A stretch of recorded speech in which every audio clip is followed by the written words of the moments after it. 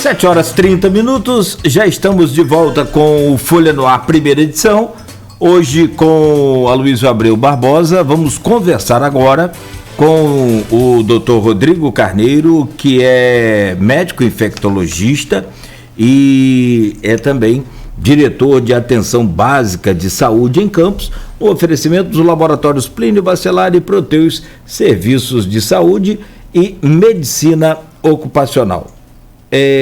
Doutor Rodrigo, bom dia, seja bem-vindo aqui ao nosso Folha no Ar mais uma vez, é sempre um prazer, uma honra recebê-lo aqui, porque a gente esclareça e atualize a população de maneira geral sobre o quadro, principalmente as últimas entrevistas sobre essa questão da Covid. E ontem, o novo secretário de Saúde, que assumiu a pasta mais uma vez, o experiente Paulo Irano, deu uma entrevista aqui nesse programa também e abordou de forma bem ampla a sua preocupação com uma espécie de novo pico, uma nova onda da Covid-19, e é inclusive manchete de capa do jornal Folha da Manhã. O secretário de Saúde vê o risco desse novo pico da Covid em Campos. E eu trago esse assunto aqui para a gente começar o programa e pergunto ao senhor como é que está hoje a ocupação de leitos e de UTI também no combate aí à pandemia. Eu gostaria que o senhor fizesse um apanhado sobre isso e essa preocupação do Paulo Irano, se é também compartilhada por vocês aí, dessa equipe de combate à pandemia da Covid-19. Bom dia, doutor, seja bem-vindo. Bom dia, Cláudio, bom dia, Aloysio, bom dia a todo mundo que está vendo e ouvindo a gente. Bom, obrigado pelo convite, mais uma vez, um prazer estar conversando com vocês e é importante usar a audiência de vocês para poder informar bem a população.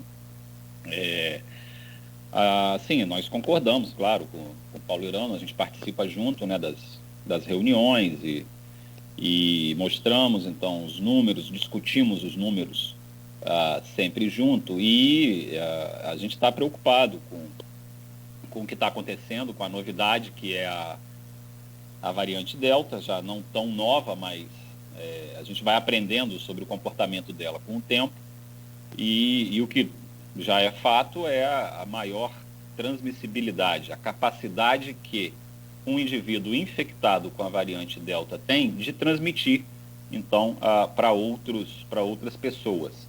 A variante Delta, ela, assim como a amazônica, ela é ainda mais transmissível que a amazônica. A amazônica já era mais transmissível que a cepa original.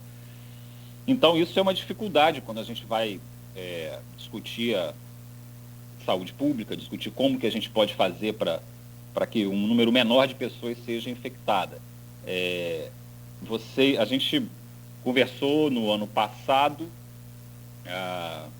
lá no começo do ano, se eu não me lembro, a primeira vez que eu pude conversar com vocês, e aí eu lembro que eu falava, e isso todos os epidemiologistas discutem, que é a questão de atingir a imunidade de rebanho. E aí com as variantes, e principalmente com a variante Delta, a gente tem que esquecer a imunidade de rebanho natural. É praticamente como se fosse um outro vírus.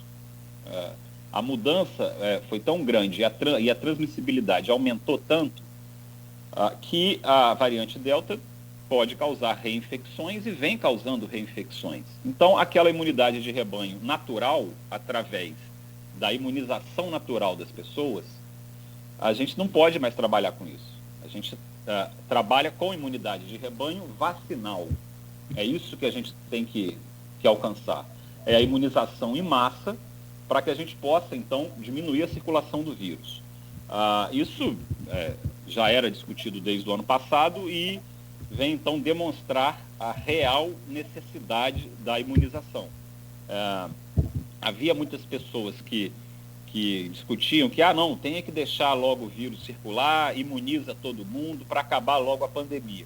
Imagina, se nós tivéssemos feito isso, não teria adiantado nada. A gente teria o vírus circulado com cepa natural, a proporção de mutações seria ainda maior, a gente provavelmente teria outras variantes, talvez até piores do que a variante Delta, circulando. Então, isso certamente não é uma conduta correta a ser adotada, e nós temos então que imunizar. A chave para acabar a pandemia, o segredo para acabar a pandemia é a imunização em massa e o mais rápido possível. Por isso que aqui em Campos a gente fala, a vacina chegando, a gente luta para conseguir aplicar logo. Muita gente pergunta, né, por que não tem vacina no final de semana?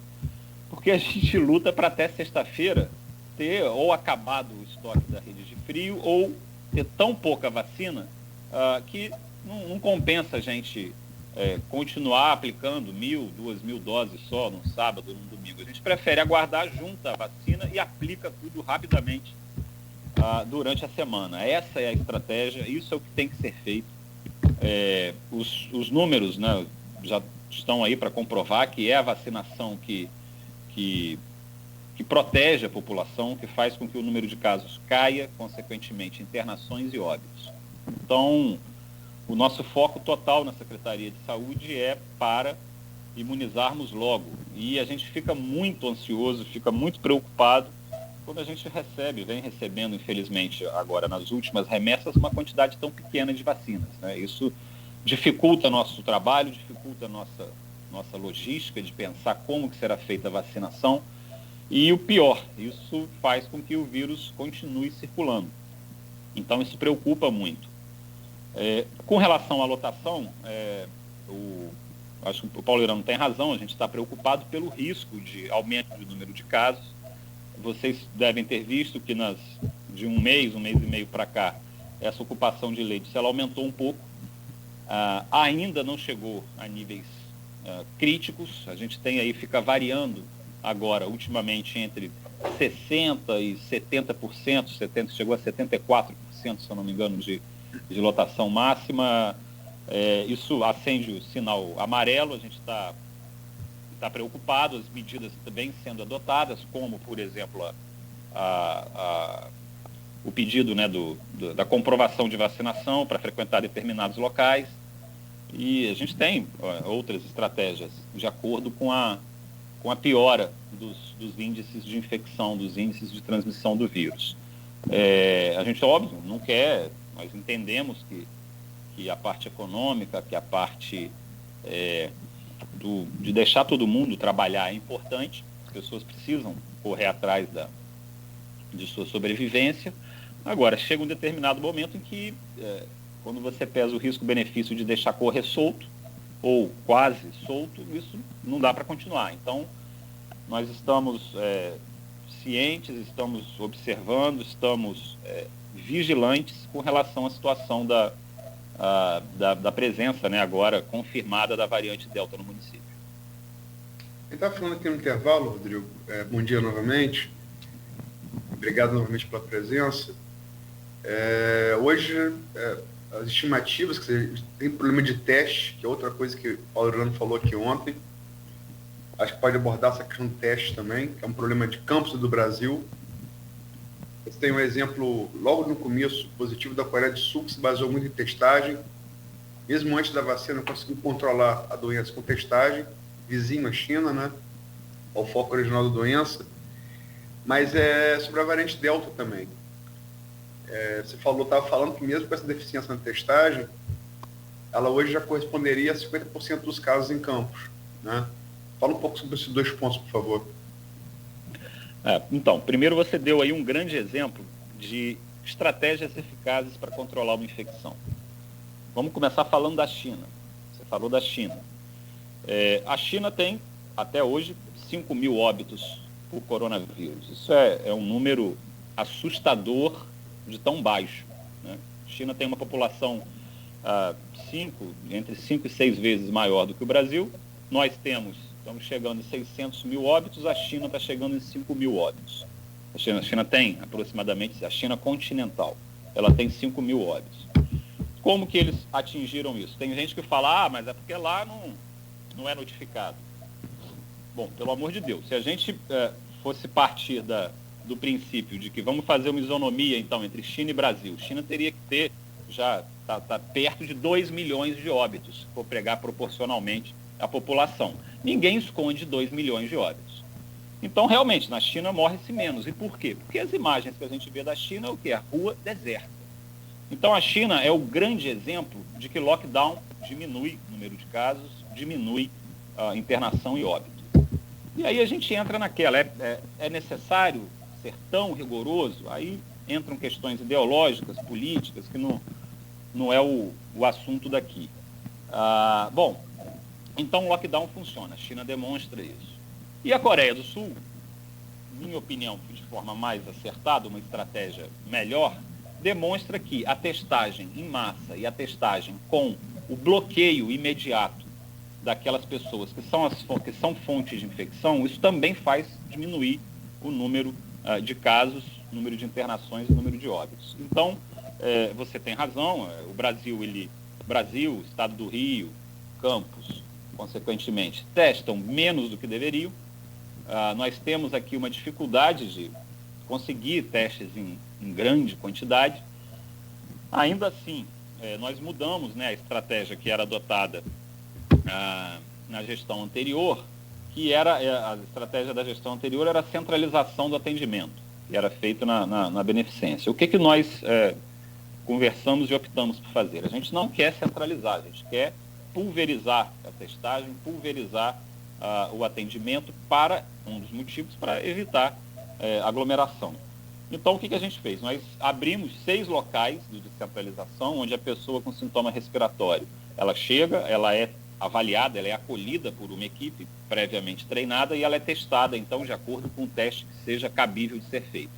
E ela já sai dali, ou ela vai imediatamente para o atendimento médico, caso o médico específico para o atendimento COVID esteja disponível, ou ela sai dali já com a consulta marcada e com as orientações. Nós temos 6 locais hoje, fazendo nesses 6 locais em torno de 450 testes dia. Só que a gente precisa aumentar.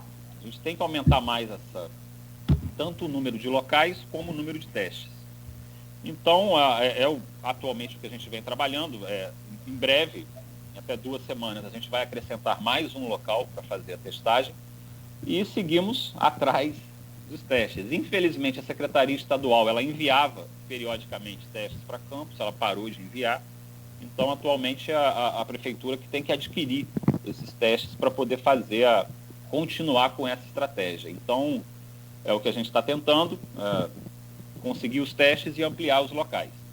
Até 2 semanas a gente vai colocar mais um local e esperamos continuar ampliando, né, esses locais, porque aí a gente identifica a pessoa que é o vetor do vírus, nós damos as orientações, a pessoa é tratada e nós também temos a opção dos agentes comunitários de saúde irem atrás dessas pessoas e informar, né, o que tem que ser feito, fiscalizar o que tem que ser feito. Então, essa a gente acha que é a melhor estratégia. Provavelmente, se nós não tivéssemos feito isso, se continuássemos com atendimento centralizado, muito provavelmente a situação na cidade estaria pior. Em relação à Delta? Isso, como a Delta ela apresenta uma transmissibilidade maior, você imagina, as pessoas teriam que ainda mais frequentar, aglomerar, teriam que se deslocar para ir todos para o mesmo local. Então, quando você descentraliza esse atendimento, você, além de fornecer mais comodidade para as pessoas para procurarem os postos de atendimento, você diminui a aglomeração em transporte público, diminui a aglomeração no local, quando é um local único para atendimento. Não, mas em relação à variante Delta, eu estava falando aqui no intervalo, e você acha que está falando que, assim, dado... Sim, da proporção. Proporção, que Campos já está em metade. É uma estimativa, né, que a gente faz. Já é público e notório, o Rio de Janeiro, hoje a variante Delta responde por mais da metade do número de casos identificados. A gente tem uma grande dificuldade, não só em Campos, que é a identificação de qual é a cepa variante. Isso é um exame complexo de ser realizado, né, o sequenciamento genômico, e ele acaba tendo um delay, um atraso entre a coleta e o conhecimento dos casos. Na capital, por motivos óbvios, isso acontece um pouco mais rápido do que em Campos, do que no interior, mas o Rio já tem mais da metade. O Rio coloca como em torno de 60% da doença sendo causada pela variante Delta. E tanto pela proximidade como, pelo que a gente tem visto da pandemia, de que Campos ele acaba acompanhando os grandes centros, e principalmente o Rio, com um atraso, cronologicamente um atraso em torno de 2 a 3 semanas do que acontece na capital para o que acontece aqui em Campos, no interior, a gente estima que hoje nós tenhamos em torno de 50% das cepas da doença sendo causada pela variante Delta. Então, ela é mais transmissível, sem dúvida. Nós vimos um aumento do número de casos. Esse aumento do número de casos, ele é secundário à variante Delta, sem sombra de dúvidas.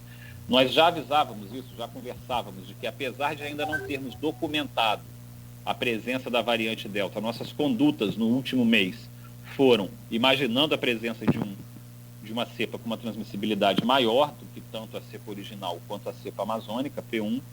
Então, nós estimamos isso, que atualmente em torno de 50% das infecções em Campos estejam sendo causadas pela variante Delta. Ontem o doutor Paulo recordou até o começo da pandemia, em que o próprio exame de PCR era difícil de se fazer, levava de 7 a 10 dias para sair o resultado, tinha que ir para o LACEN, tudo isso. Então, nesse caso avançou, mas na pesquisa genômica aí não foi tanto, e claro, como o senhor falou. Mas aqui no grupo de WhatsApp do programa, e também do blog Opiniões, o doutor Rodrigo, tem uma pergunta da Sônia Guimarães, e eu repasso para o senhor. Doutor Rodrigo, como infectologista, o senhor toma as decisões que considera seguras, contando que as pessoas vão cumprir as medidas. No caso do uso de máscara, infelizmente, o que observamos é que muitas pessoas estão nas ruas e nos estabelecimentos, como academia, bares, supermercados, enfim, com o nariz de fora ou com a máscara no queixo. Considerando que a variante Delta é mais contagiosa e que o uso de máscara corretamente é fundamental para evitar o contágio, gostaria de saber se o senhor, como diretor de atenção básica de saúde, tem como cobrar uma fiscalização mais rigorosa. Bom, Sônia, é óbvio que, idealmente, a gente espera que a população se conscientize da necessidade das medidas de prevenção de transmissão. A gente tenta, primeiro, orientar sempre, e os casos em que nós notamos que não está havendo obediência às recomendações, o que nós podemos fazer enquanto área técnica é avisar. Nós avisamos frequentemente as autoridades que competem a essa fiscalização, como Guarda Civil Municipal, Vigilância Sanitária.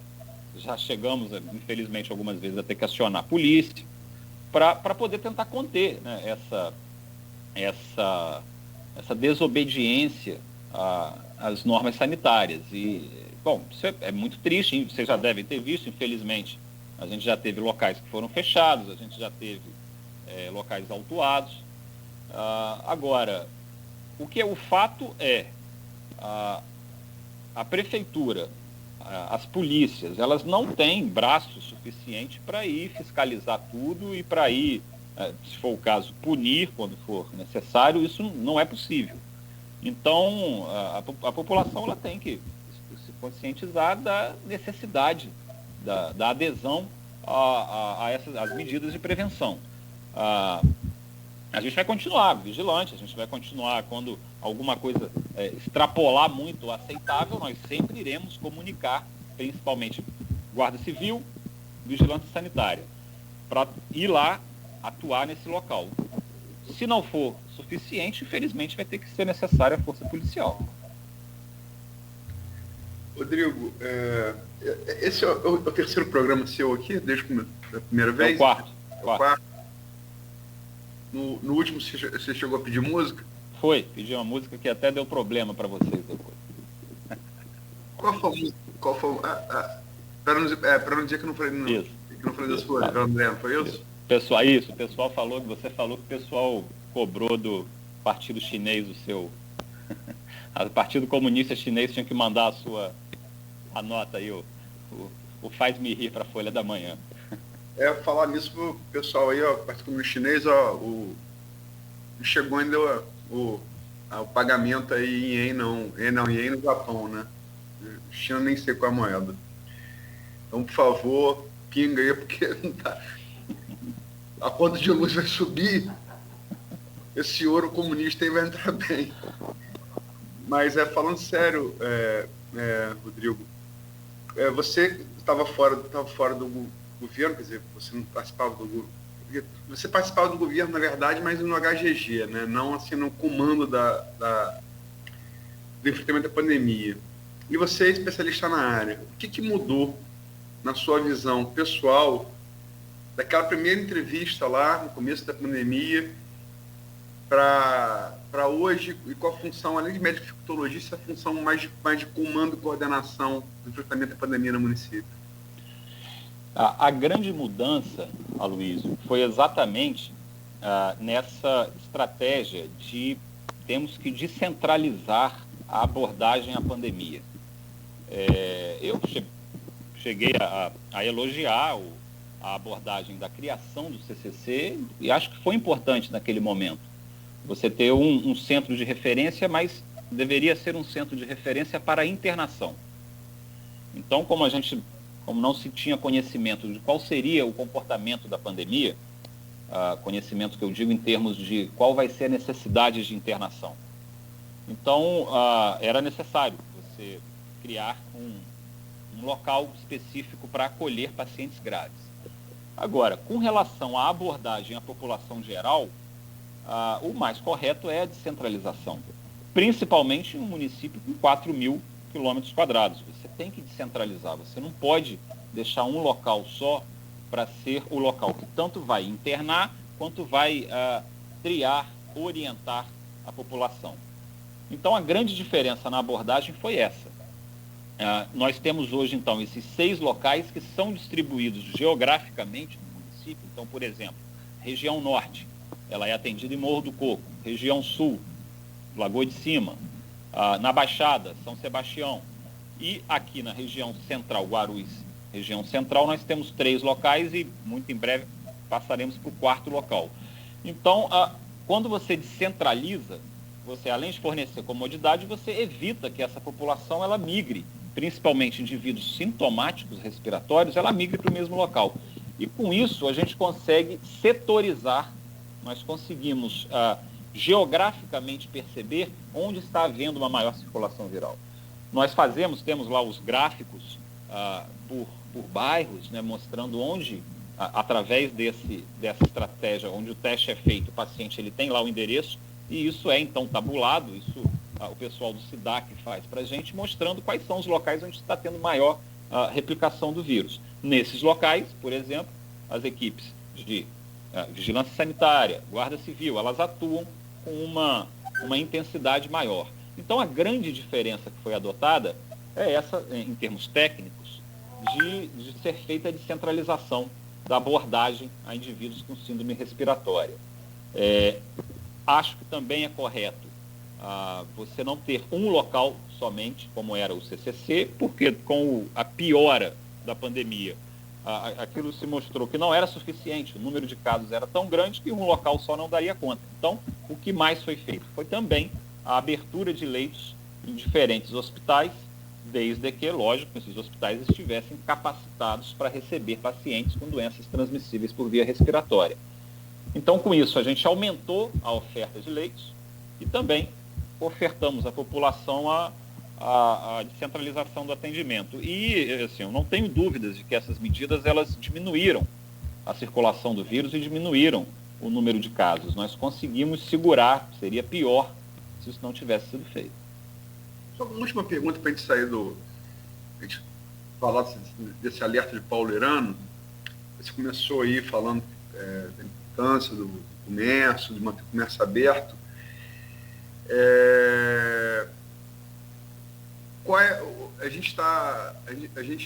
Qual seria lógico, é uma conjugação de fatores, né? Número de leitos, número de casos, mas qual aí o principal referência para uma eventual mudança de fase e adoção de novas medidas de restrição social, Rodrigo? Duas variáveis são as mais importantes. Número de internações, quando começa a aumentar a lotação dos leitos, a fila de espera, quando as pessoas perguntam, mas se tem leite disponível, por que tem fila de espera? Porque é muito dinâmico. Então a fila de espera ela é muito sensível.